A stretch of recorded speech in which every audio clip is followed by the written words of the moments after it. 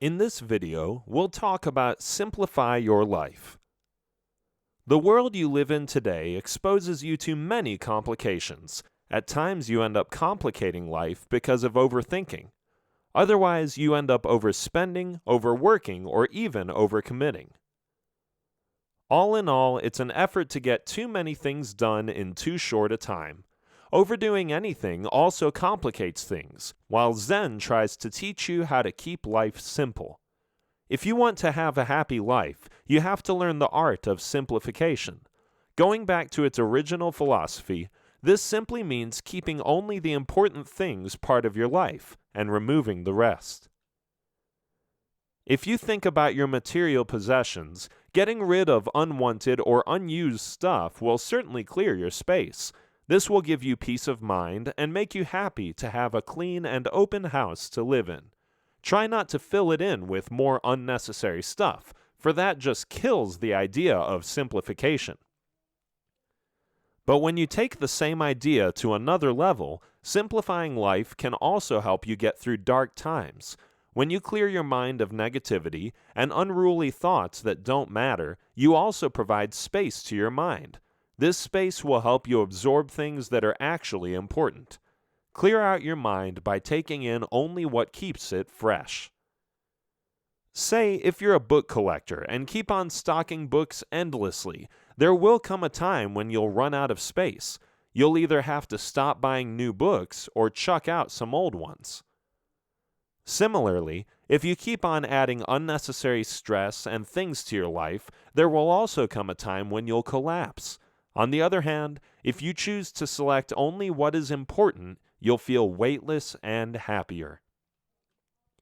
How you want your life to be happy depends completely on your own choices. Here's another example to consider. Suppose you keep holding on to a grudge and dislike for someone. In the end, you'll only be wasting your time and energy dwelling over possible scenarios that might never take place. The only way you can overcome all this is to simplify your life by letting go of things that don't matter. Prioritize.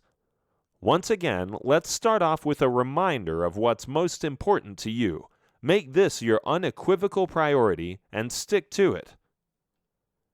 Ideally, the structure of your daily life should be a reflection of your priorities. If you say that family is your priority, then make a commitment to spend a designated time with your spouse and kids.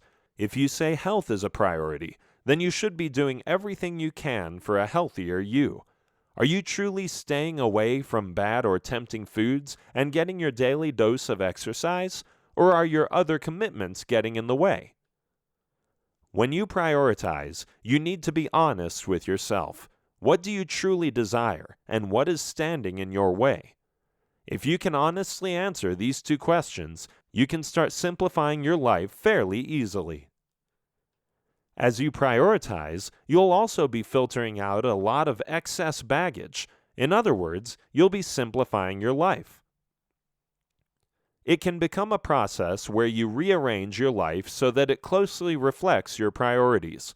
If you long to spend more quality time with your kids and other significant half, then streamline your emails, put away your phone, or even cut back on your work hours.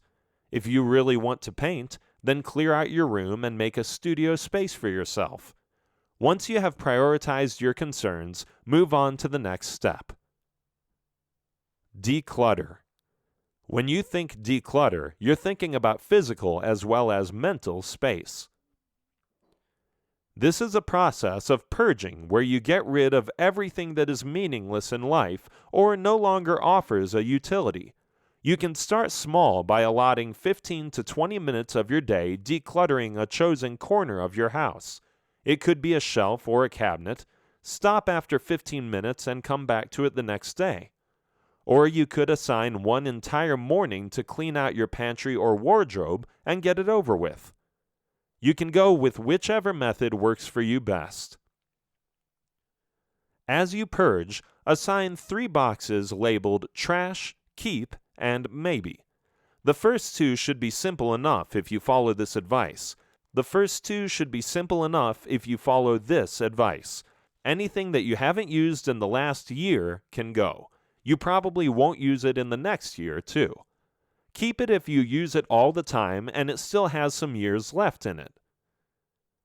The maybe stash can be a bit tricky, but don't let it overwhelm you. This should be for things about which you're on the fence. Keep the box out of sight, and if you don't use it in the next 6 months, toss it out as well. The trick for success in decluttering is to be merciless. The less stuff you have, the fewer distractions there will be, and the simpler your life. You'll see that one of the things that give you true peace of mind is a clean, simple house. When you talk about decluttering your mind, you'll notice that overthinking exposes your mind to blockage. Because of overload at times, you are unable to think properly. You need to deal with this quickly, as it won't allow you to be happy for long. A blocked mind becomes unaware of anything happening around it. The stream of clutter you've accumulated in there turns your mental space into a chaotic mess. And soon enough, just like your closets and your cabinets, your mind needs tidying up as well. If you're not sure about what kind of mental clutter is holding you back, just think about these things: worrying about the future, ruminating about the past, thinking of everyday routines, complaints and grudges, regrets, commitments.